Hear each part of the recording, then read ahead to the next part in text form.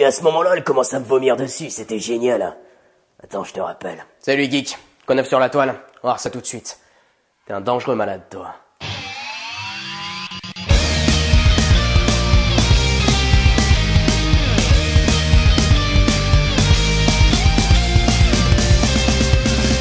Pendant qu'une partie du monde danse sur le Gangnam Style, une autre partie du monde tue un ambassadeur américain à cause d'une vidéo postée sur YouTube. À votre avis, est-ce que les créateurs de contenu sur la toile doivent prendre une assurance vie? Est-ce qu'une vendetta belge va venir frapper à ma porte? Et les chats du monde entier vont-ils m'émasculer pendant mon sommeil? Ah non, pas touche aux zizi. Oui, restons prudents, surtout avec cette partie du corps. Allez. Bonjour, excusez-moi de vous déranger, j'ai une question à vous poser. Connaissez-vous Chlamydia? Là, je sais pas si vous avez remarqué, mais la semaine dernière, quand on se tapait de la pub sur YouTube, on tombait sur cette campagne contre les chlamydia. Que ce soit la vidéo dans le cinéma ou celle du télétrottoir, on mettait à côté des gens une espèce de peluche dégueulasse qui ferait passer la pub des mycoses des pieds sur France 5 pour un enfant de cœur. J'adore les enfants de cœur. Donc pour ceux qui n'auraient pas compris, les chlamydia sont une maladie qu'on chope quand on fait la bête à deux dos avec son prince charmant. Oh, c'est tellement romantique, et qu'est-ce qu'elle a de si terrible cette maladie? Alors, pas de symptômes visibles et ça cause la stérilité. Et ben alors de quoi on se plaint? Dans un monde où il y a presque 7 milliards d'humains qui pullulent et détruisent notre planète à petit feu, on invite les gens à chier les gamins qui vont encore plus pourrir notre environnement. Oh, t'es un écolo pur et dur, gros. Vous êtes persuadé que la guerre et la famine dans le monde sont dues à la surpopulation chopée des chlamydia. Vous ne voulez pas d'un mioche qui en grandissant va devenir une sale petite ordure chopée des chlamydia. Vous ne voulez pas d'une déchirure vaginale ainsi que déféquée pendant votre accouchement chopée des chlamydia. Les animaux sont immunisés, donc je crains rien. Trêve de plaisanterie, je donne un mauvais message à la jeunesse, restons plutôt dans le domaine de la terreur. Le sexe c'est cool, mais ça peut vous tuer ainsi que vos proches et la terre entière. J'ai tellement peur que je vais devenir amiche.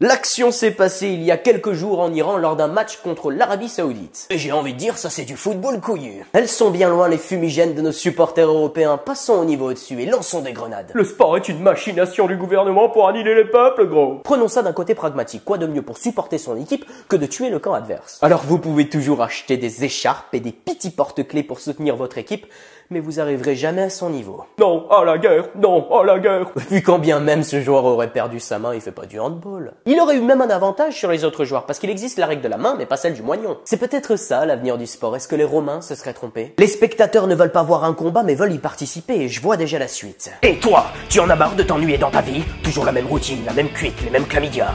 Inscris-toi aux arènes de Rome 2.0.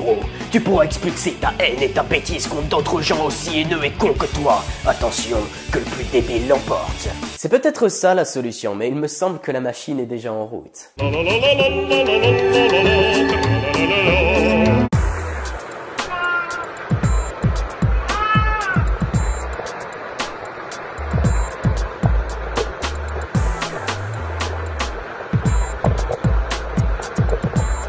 Après des maladies sexuelles et des grenades à fragmentation, c'est toujours un plaisir de voir un peu d'amour dans cette émission. L'amour, c'est la chose la plus belle du monde. Mais personne ne veut de moi. Cette petite chèvre en train de se noyer est sauvée par un cochon tout mignon, mais une question me trotte dans la tête. Pourquoi sauve-t-il une mère? D'une part, c'est pas sa mère, et d'une autre part, c'est pas la même espèce. Est-ce que les cochons seraient altruistes? Pendant toutes ces années où on les a bouffés sans scrupule, en fait, ils seraient super sympas. C'est donc ce que les juifs et les musulmans essayaient de nous dire? Moi, je suis bouddhiste, gros. Touche pas aux vaches. Mais un truc m'intrigue, le cochon ne le tire pas, il lui nage dessus, comme s'il voulait dire « tu sais nager ».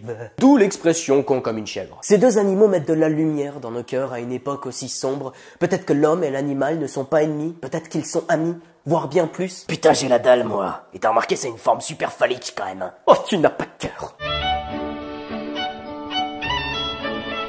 Salut les geeks. Quoi de neuf sur la toile? On voudrait savoir pourquoi les pasta box sont dégueulasses. L'exemple de la pasta box est un bon moyen de vous introduire l'un de mes calculs sur lesquels je travaille depuis des décennies, la courbe dégueu. Voyez-vous, plus un plat est long à faire, plus il tend vers la courbe du bon. Plus il est court, plus il sera dégueu. Moins d'une minute au micro-ondes, je vous laisse placer votre pasta box sur la courbe. Mais attention, cette courbe n'a rien à voir avec Plus c'est long, plus c'est bon. Bah quoi? Allez les geeks, c'est fini pour aujourd'hui. N'oubliez pas de vous abonner en cliquant juste ici ou découvrir la vidéo bonus de la semaine en cliquant juste là. Sur ce, je vous laisse et n'oubliez pas, sauver un enfant attraper un chlamydia.